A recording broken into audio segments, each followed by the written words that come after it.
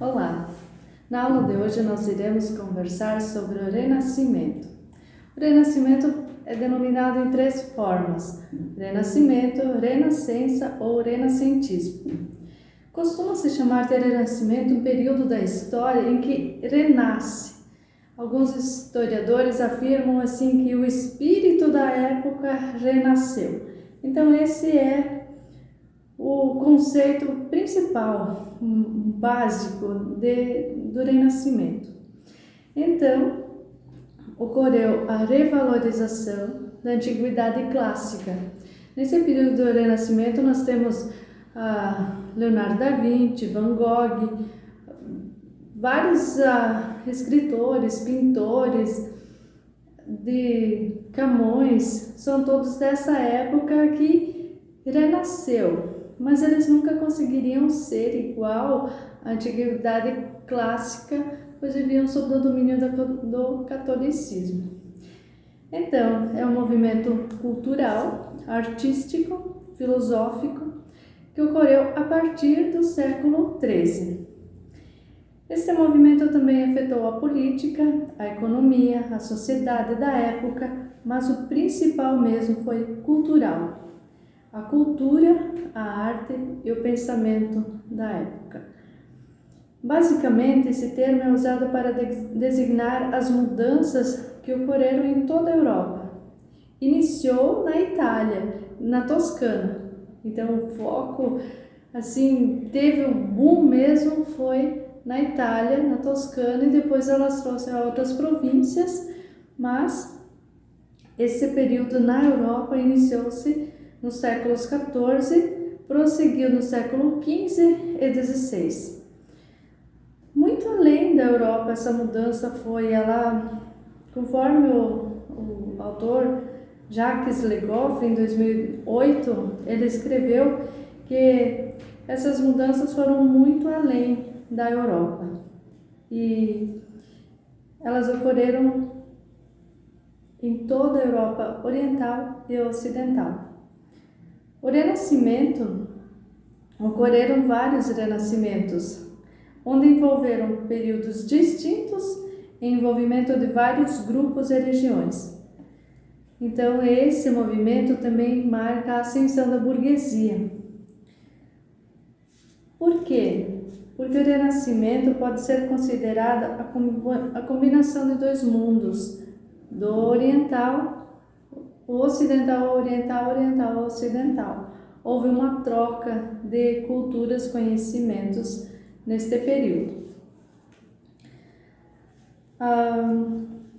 Na Europa, a característica principal foi o processo de construção da sua própria identidade. Uma identidade própria, característica, tanto artística e cultural. Tem muitas obras que observa-se o povo europeu com obras características orientais, onde há-se a mistura de animais com pessoas e edifícios. Então é uma construção da sua própria identidade nesta época. Nos séculos XV e XVI, o intercâmbio Ocidente com Oriente intensificou-se ainda mais. E além de produtos orientais, o Ocidente teve acesso a muitos conhecimentos orientais, como conhecimentos técnicos, científicos e artísticos do Oriente.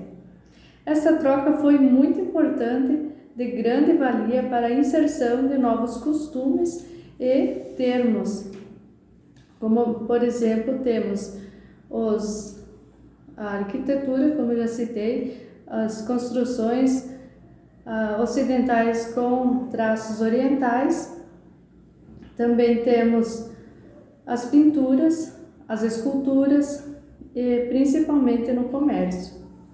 Esse movimento renascentista caracterizou a transição do feudalismo para o capitalismo.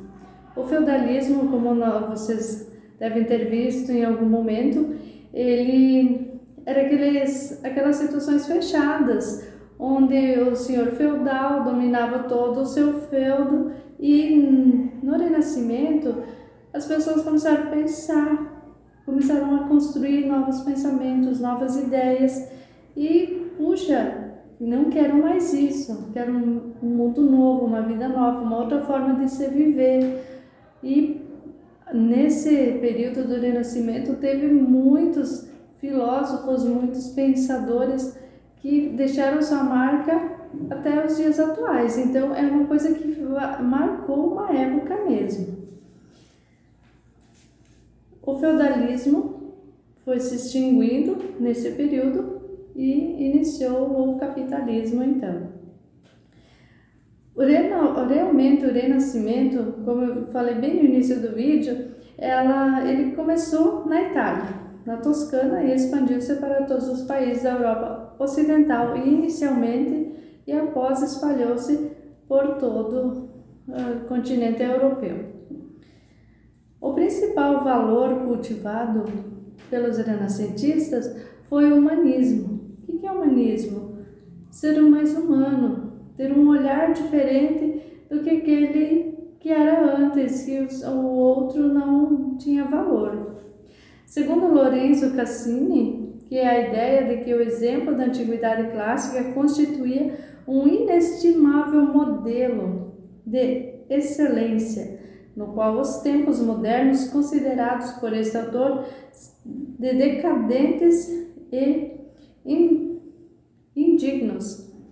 Então ele disse que a população que vivia na era ali onde instalou-se o Renascimento, que eles eram indignos e decadentes.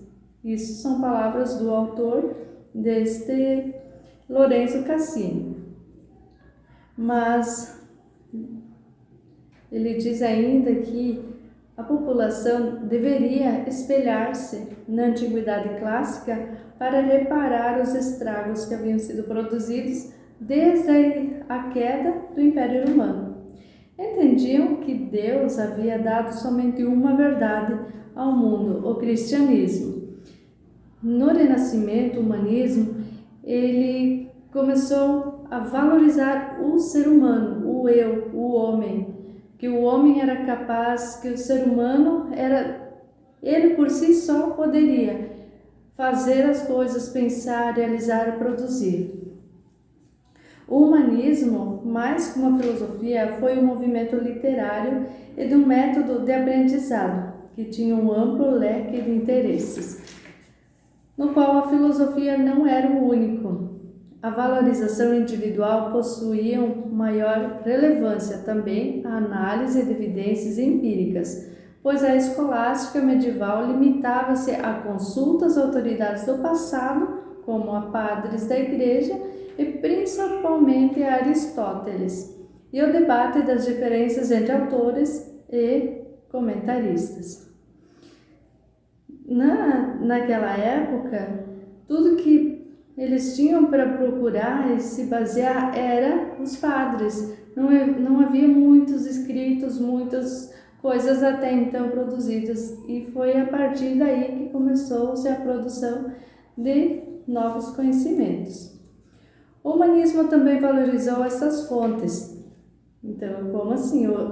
Até então eram os padres e Aristóteles. Os humanistas, eles começaram a encontrar novas fontes e que esses escritos que estavam todos escondidos devido a todas as guerras e outras situações adversas, eles começaram a resgatar. Então, reexaminou as novas e trouxe à luz de novas proposições e outros textos antigos descobertos posteriormente. À medida que o Renascimento foi cultivando sua revolta contra... Olha só, o Renascimento, ele é uma revolta em si. Ele não foi totalmente só flores e amores. Então, eles foram muito contra o quê? Eles foram principalmente contra a igreja, a autoridade, as autoridades, o escolasticismo, contra Aristóteles e também foi desenvolvendo grande interesse pelos problemas da humanidade e da natureza. Problemas esses que correspondem a 3 principais eixos da investigação filosófica renascentista. Eixos esses que são a filosofia política, humanismo e a filosofia da natureza. Algumas características para nós entendermos melhor esse período. Essas características seriam assim, eles abriram a visão para o novo. Essas pessoas adeptas ao Renascimento, esses humanistas, eles incentivavam a pesquisa e também eles valorizavam assim muito as belezas naturais e culturais do mundo material. Como nós aprendemos a observar uma obra de arte, uma construção, um lugar da natureza, que antes não era apreciado da maneira que foi apreciado nesta fase no período do Renascimento. A valorização de talentos individuais para desenvolver o homem integralmente em suas expressões, como espirituais, morais e físicas. Então, o desenvolvimento integral do ser humano. O que nós temos hoje? Nós tentamos desenvolver as crianças na escola, depois os adolescentes, no que mais eles conseguem se desenvolver, se é artes, se é dança, esporte. Então, isso tudo são características vindo do Renascimento. O Renascimento tem sido descrito como uma idade otimista, e assim foi visto em seu círculo de influentes. Mas quando confrontados com a vida fora dos livros, os filósofos tinham muita dificuldade para lidar com o choque de idealismo. Um idealismo edênico que propunham como herança natural do homem.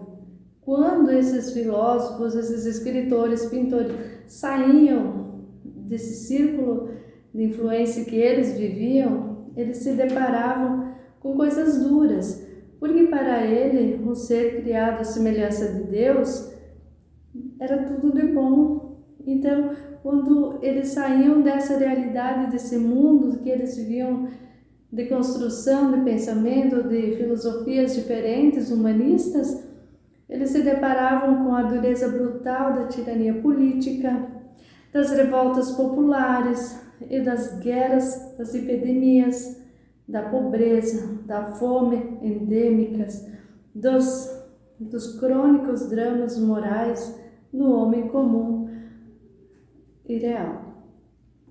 Então, o Renascimento, fazendo um apanhado, ele é depois na era feudal, da antiguidade clássica, ele foi renascendo naquele período feudal em que estava tudo muito parado, sem construção do novo, sem construção de obras de arte, sem escritas.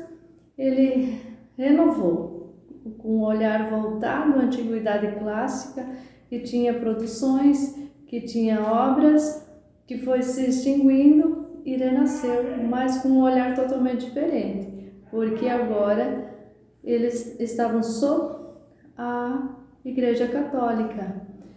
Então, a Igreja Católica era detentor do poder. Por mais que eles tinham suas ideias, eles nunca seriam como na Idade Clássica, onde eles não tinham o predomínio do catolicismo.